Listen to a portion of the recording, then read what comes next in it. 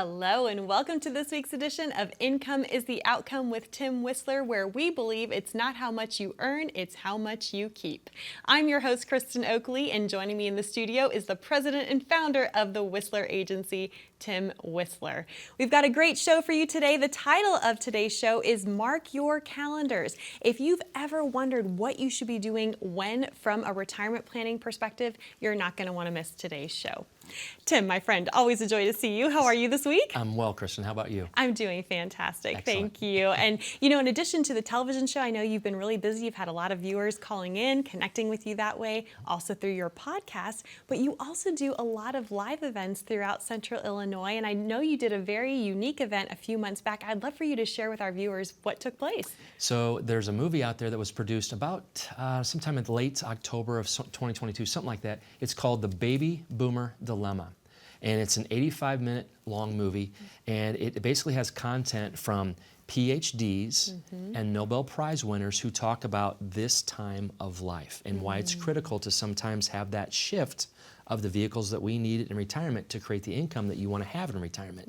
So we rented out one of the local theaters. We sponsored it for 3 different nights. We gave everybody who attended a coupon for a popcorn and soda. Oh, how fun. Just made it an event, right? Yeah. And it was a fantastic event because I kicked off the movie with talking for maybe 2 or 3 minutes, let the movie roll. I closed everybody out at the end, and people were given an opportunity to come in and have that conversation about whatever was on their mind from whatever they saw from the movie, but also maybe what else was on their mind, because it'll truly grab your attention when it comes time for retirement income planning. Absolutely. And I love that you're able to help remove the overwhelm and take the complexity out of it and really help folks navigate through this important transition and season of life successfully. Yes, ma'am. That's what we're trying to do. That's right. Yes, absolutely. Well, again, the title of today's show is Mark Your Calendars, Big Birthdays for Retirement Planning. This is going to be a really fun show. What we're going to do is we're going to walk you through some of the key dates and birthdays that you need to be paying attention to from a financial planning perspective. And I know that a lot of folks find it overwhelming. They may not necessarily know what to do when, and that's really what this show is all about. That's exactly right. It's not just about celebrating another birthday, right? But it's just a matter of understanding as you continue to go down that timeline, there are different milestones that we need to be aware of. So again, that we can put together an income plan that kind of, aligns with what it is that we're trying to do. Right, so, for sure. Yeah. Well, and I know aging doesn't always have the most positive connotation for folks, right? It comes with some gray hairs, aching backs, things of that nature. But from a financial planning perspective, there's actually a lot to look forward to. So the first birthday we're going to highlight today is age 50. Why is that a huge milestone for financial planning purposes? The big 5-0. That's when almost like you get to graduate. Now you get to contribute more, if you will, to different accounts. They call that the catch-up contribution. So like, for example, if the IRS allows you to contribute, $7,000 in a year to an IRA or a Roth IRA, for example, and you're 50 or older, you get to put another $1,000 into that bucket. Same thing with 401k. So the age 50 is kind of a good reminder, I think. Not only are you flipping the calendar to the big 5-0, now all of a sudden it's like, okay, now I'm in the 50s. We better start taking this a little more seriously than we did in the 40s. Yes. And I think that's a good reminder saying, okay, let's start making sure that we take advantage of what the IRS is allowing us to participate in as far as contributions. Right. And I think it's interesting, Tim, because a lot of folks I have met have this regret of, I wish I had started sooner. Yes. Right? Once you understand the power of compound growth, the 8th wonder of the world, Yep, right? That's right. According to Einstein, Yep. You really wish, I wish I had started saving when I was younger, but that's not always possible for people. It really isn't. That's exactly right. Right. But now you can actually cover a lot of ground and make up for some lost time by being able to put up that much more into these accounts. So it's a really powerful time to take advantage of. It is. And that's just something we remind people of. Embrace the age. It's okay. We all get there. Right. And then take advantage of those extra dollar amounts that we can contribute and build up that account maybe a little bit quicker. Well, the next birthday on our list is actually a half birthday. And this is really interesting. I know you've raised 2 children yourself, but when kids are younger, they love celebrating that half birthday, right? They can't wait to say, I'm 4.5, I'm 5.5. There's kind of this point in life where we stop celebrating the half birthday. But age 59.5 is a big milestone. Why is that? That's the milestone now where all of a sudden we get to be in charge. The IRS says, okay, congratulations, you're 59.5. Now we can access different clients or different accounts that were earmarked for retirement. So 59.5 is a big milestone because now, in fact, as we talk about the sweet spot, using Ed Slott's reference, from 59.5 until your RMD age, and we'll talk about that in a second, your required minimum distribution age. That span of time is what we call the sweet spot because now we can start maybe getting a little bit more aggressive, if you will, on how we start leveraging those dollars for income. So for example, 59.5, again, now you can withdraw from your IRA account, 401k account without early withdrawal penalties. Okay, so if we need to, we can do that. But there's one other element too that I want to kick off, and I know that we're going to talk about that, is what they call an in-service distribution. That also opens up the door at 59.5. So yes, explain what an in-service distribution is, because I think a lot of folks aren't even aware of that. So talk about if someone's still working and contributing to that 401k, what can they do with it? That's exactly right. So not all companies do this. So you want to check with your HR department because they'll know whether or not you're eligible or not. So for example, in Peoria, Caterpillar, they allow you to take what's called an in-service distribution when you attain the age of 59.5. Now, what does that mean? It means you're not retiring from CAT at 59.5. Maybe you love what you do and you want to continue to work for a number of years.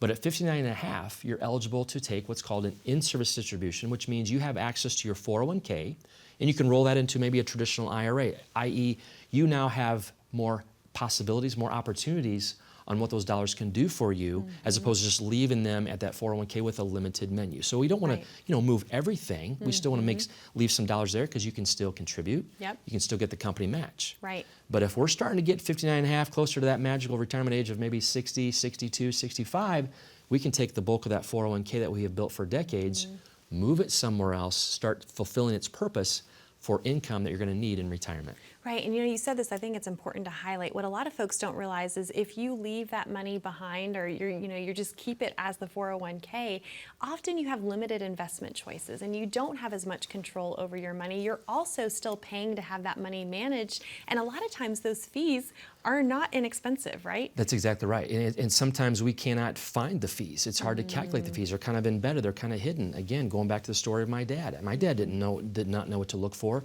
But when I started looking at those statements for him and I understood what was happening with that other advisor, that's when I knew those fees can be very, very damaging. So we just want to be aware. We're not saying anything bad about 401ks, but now all of a sudden we have access to those dollars while we're closing out our career at our company.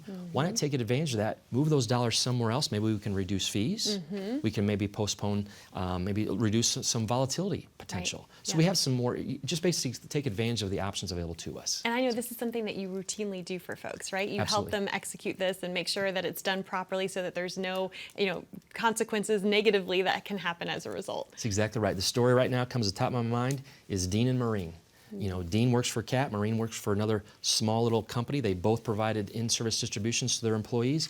We started talking about this. They were ecstatic because their plan is to work until, I think it's about March of 2028, if memory serves me correctly. Okay. Another 2 or 3 years, right? Yeah. They're going to work for a little period of time. Right. But now they've got the bulk of their assets sitting somewhere else in a safe bucket that's going to be there. They're going to still grow, but now they're not have to worry about the ebbs and flows of CAT stock, market volatility, none of it. The bulk of it's been protected because they were able to take advantage of the in-service distribution. So they were very happy with that plan. Oh, for sure. Well, I know we have a lot more birthdays to get through, and we've really just focused in this segment on the decade of our 50s. If someone's watching and they're in that space right now, what would you say to them about the importance of even starting retirement planning even now? It's never too late to start. Don't ever look back with regret, because just like Kristin said before, we could have all done something more possibly earlier. But if you think about your early years, you've got more priorities. You're raising a family. You're paying off a mortgage. Your dollars are so limited on where they can go. So don't beat yourself up too much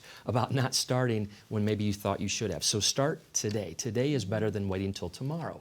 Pick up the phone, get on our calendar. Let's have the conversation and see where this can lead us and start building that retirement income plan today. Wonderful. Tim, thank you so much. That number to call to start your complimentary written financial plan with Tim is there on the bottom of your screen. Simply dial 888-992-7872. Or if you'd rather connect online, we've got you covered. If you simply pull out your smartphone, you can open up that camera app. Just point, click, and scan that QR code that you see there down in the bottom right-hand corner of your screen. That will take you over to a landing page, ask you a few short, simple questions, and then a member of the Whistler agency will reach out to connect with you to schedule your complimentary meeting that way as well. When we come back, we're going to be diving into the decade of your 60s. There are so many key birthdays. You're not going to want to miss it. Stay with us. We'll be back with more right after this. As a good saver, you've been putting away money during your working years.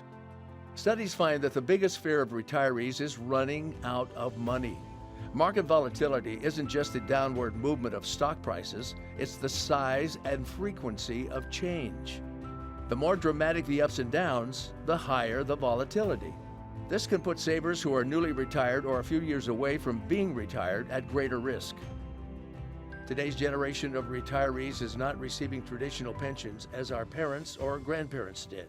Instead, we have retirement accounts such as 401ks or 403bs. These accounts typically expose your money to market risk. The last thing you want right before retirement is to lose a portion of the money you need for income. But how do you turn these accounts into a retirement income? Is it safe to keep all your retirement money sitting in the stock market? The last thing you want is to lose a portion of the money you need for income due to market loss. By working with a financial professional, you can learn how to turn a portion of your savings into an income stream for life and income for the life of your spouse if you're married. We all have moments in our lives when we wish we had taken action sooner. Don't let procrastination reign on your retirement parade. Act now before it's too late. Please call our office to set up your no-cost, no-obligation retirement income review today.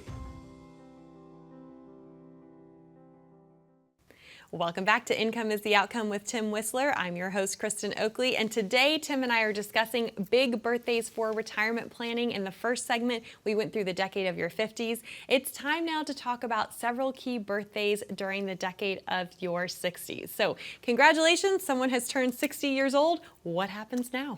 Well, a lot of things start to happen now. Now it really gets active. You know, and one of the birthdays is 62. 62 is when you're eligible to start taking your Social Security early.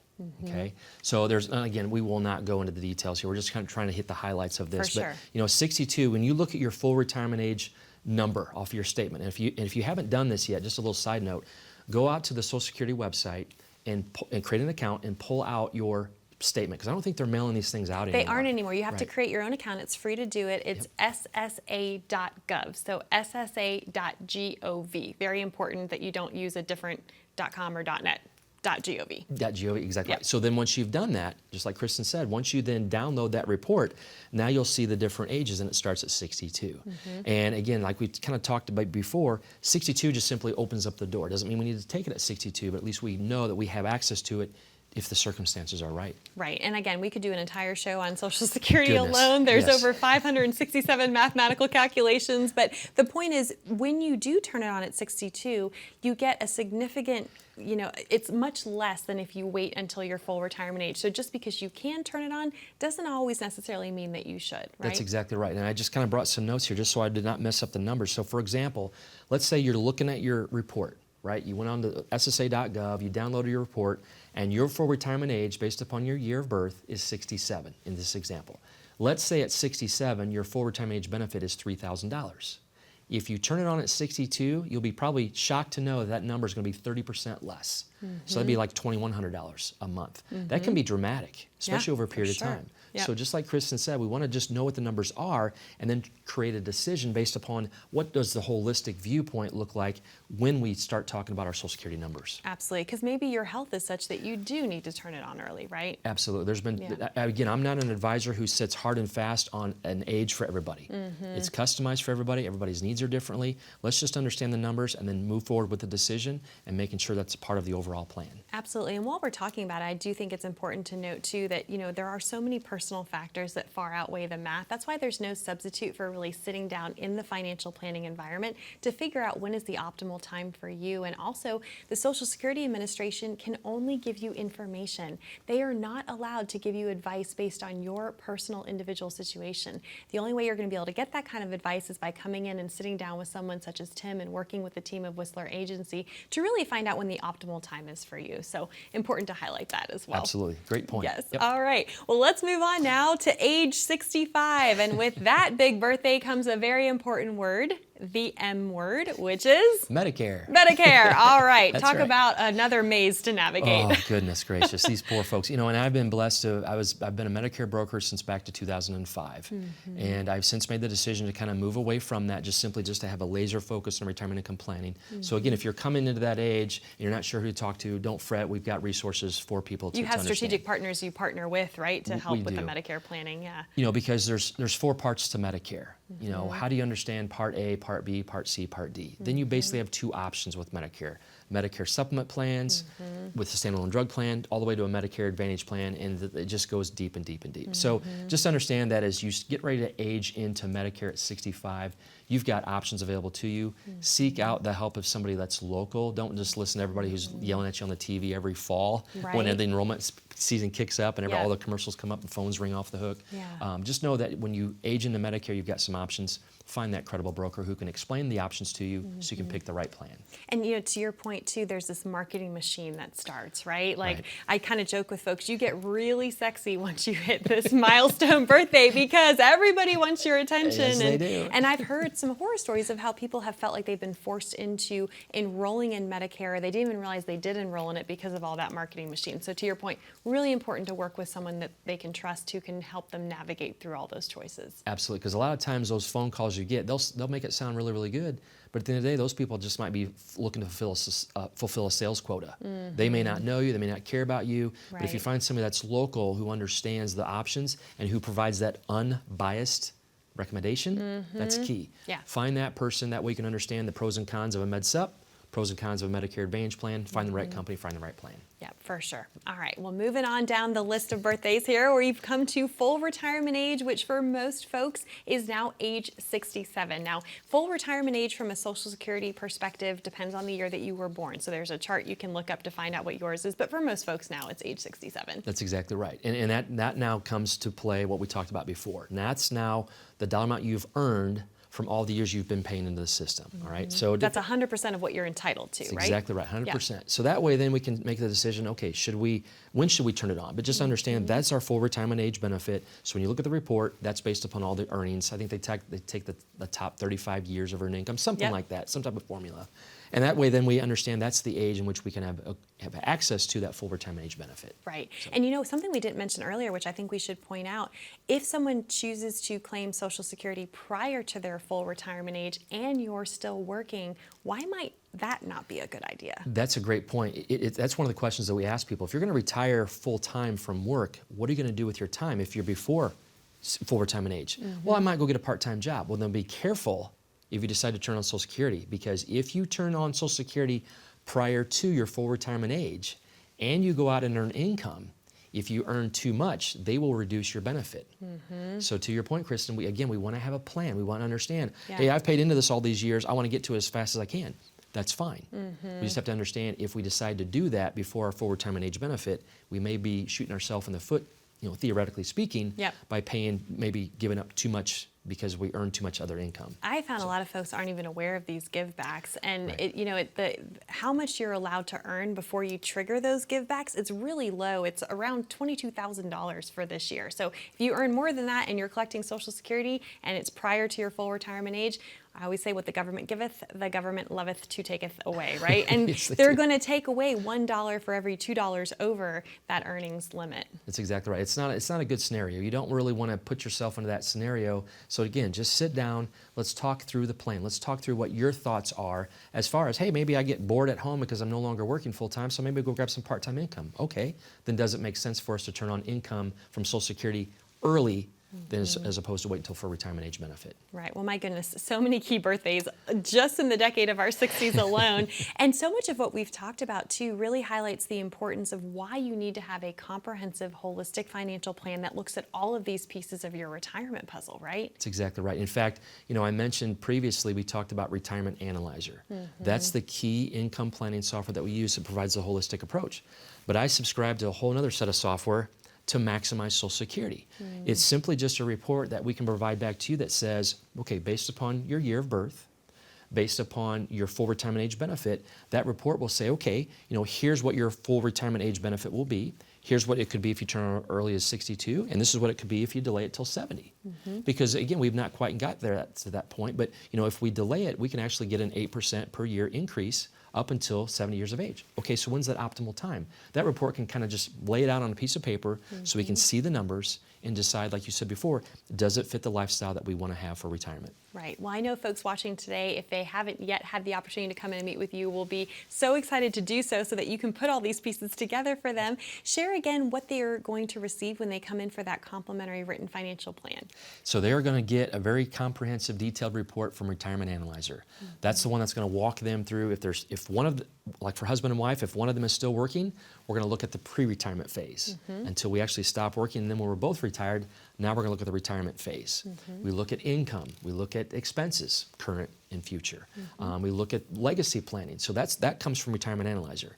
Then we also look at Social Security, what we've been talking about. Because again, if you've not turned it on yet, and you're just like, man, when should we turn this thing on? I kind of have an emotional opinion about it, but maybe we should look at a mathematical opinion on it first before we pull that trigger. We'll provide that report for you. And then that other report we're going to provide that we haven't really talked much about yet in our shows, but what about some tax-efficient planning?